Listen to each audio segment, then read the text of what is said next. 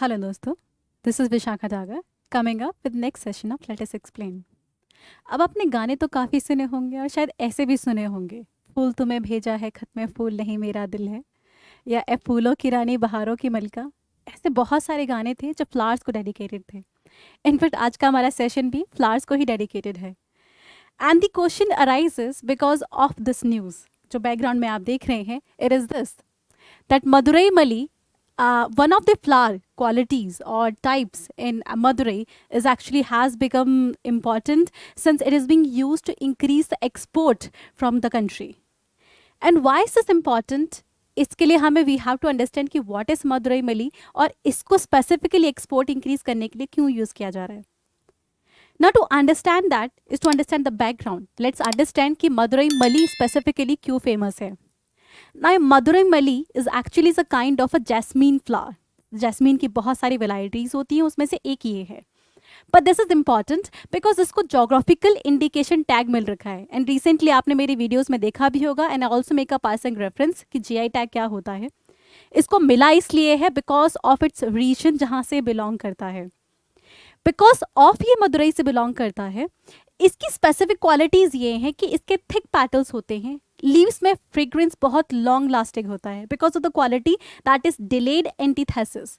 मतलब कम से कम 2 या 3 दिन तक इनकी खुशबू नहीं जाती, एंड बिकॉज ऑफ विच ये काफ़ी इंपॉर्टेंट हो जाते हैं।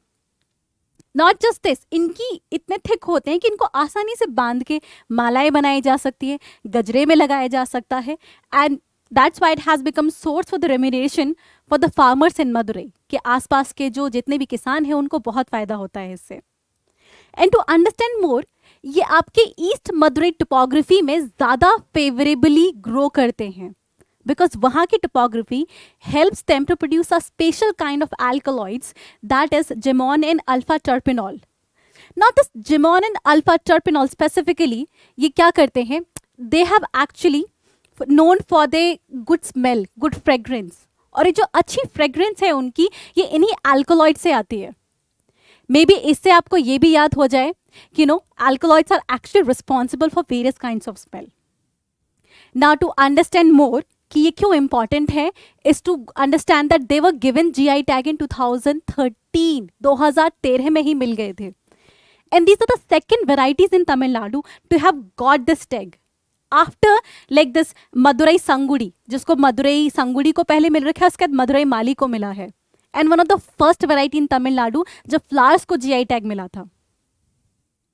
अब जीआई टैग अगर समझना हो तो रिसेंटली मेरी वीडियोस में भी है जहां मैंने डिटेल में डिस्कस कर रखा है, बट यहाँ शॉर्ट में बता देती हूँ। GI tag is the kind of a patent given to the entire community जो उसको जनरेट करती है, और स्पेसिफिकली एक जोग्राफिकल रीजन से आते हैं, इसीलिए इनको इंपॉर्टेंस दी जाती है। जैसे वेस्ट बंगाल के रसगुल्ले या दार्जिलिंग की चाय उस रीजन से ही एसोसिएटेड है और वहाँ से उनकी स्पेशल क्वालिटीज़ मिलती है। जैसे मदुरई में अभी हमने देखा कि वहाँ की जो खुशबू है, जो उसका लॉन्ग लास्टिंग फ्रेग्रेंस है, उसके लिए टोपोग्राफी ने बहुत बड़ा रोल प्ले किया है। Now to understand the significance of the news, कि हम ये न्यूज़ क्यों पढ़ रहे हैं, because questions like this are asked in UPSC prelims and UPSC mains. तो ये आपके प्रीलिम में भी पूछ सकते हैं कि रीसेंट जीआई टैग जो न्यूज़ में था एक particular flower which was this, या फिर क्या इनमें से किस किस को जीआई टैग मिल रखा है। अगर आपने न्यूज़ में देखा है तो आप आसानी से बाकी को एलिमिनेट कर सकते हैं या इसको इंक्लूड कर सकते हैं। Now understand its significance is first is cultural. ये जो आपकी वैरायटी होती है, sorry, these are used in temples. Temples में पूजा के लिए वगैरह के लिए। अब फूलों के इतने सारे यूजेस आपने देखे हैं, चाहे प्यार का इजहार करने के लिए या पीछे गजरा लगाने के लिए। एक ये भी है कि मंदिरों में भी चढ़ाए जाते हैं। But these were cultural uses. Next is they had been used in implic female empowerment because female बहुत ज़्यादा इसकी फार्मिंग करती है। And when its export increases या मार्केट में इनकी डिमांड बढ़ जाती है तो फीमेल की इनकम बढ़ जाती है और फार्मर्स की भी इनकम बढ़ जाती है। That's why it is good for female farmer and other farmer, like जो बाकी रिस्पेक्टिव ऑफ जेंडर सभी के लिए बहुत फायदेमंद होता है, इंक्लूडिंग इकोनॉमी, क्योंकि जब एक्सपोर्ट में होता है तो कंट्री को फॉरेक्स मिलता है। Because of this is very important. और एक बार जब जीआई टैग मिल जाता है तो लोकल या ग्लोबल मार्केट में उसका एक ब्रांड इमेज क्रिएट हो जाती है और फार्मर्स आसानी से उसको यूज कर सकते हैं, कैपिटलाइज कर सकते हैं। Next but not the least is the floriculture. That is that part of agriculture जो कि फ्लावर्स को ग्रो करता है जिससे कि कमर्शियल बेनिफिट हो सके.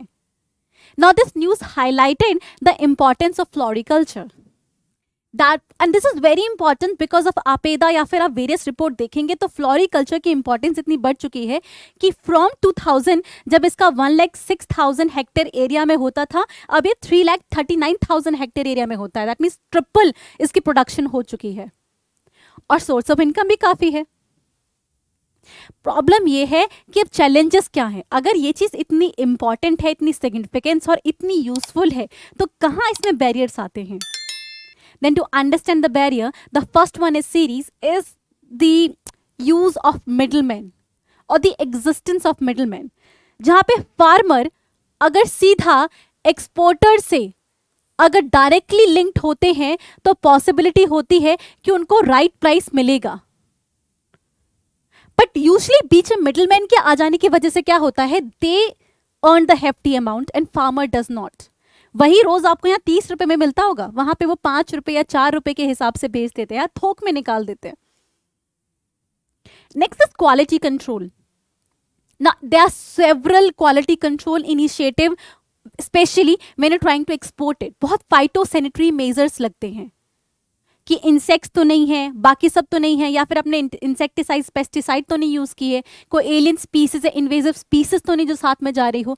इस पे काम करने की ज़रूरत है बिफोर एक्सपोर्टिंग, और फार्मर्स की उनकी नॉलेज की ज़रूरत है.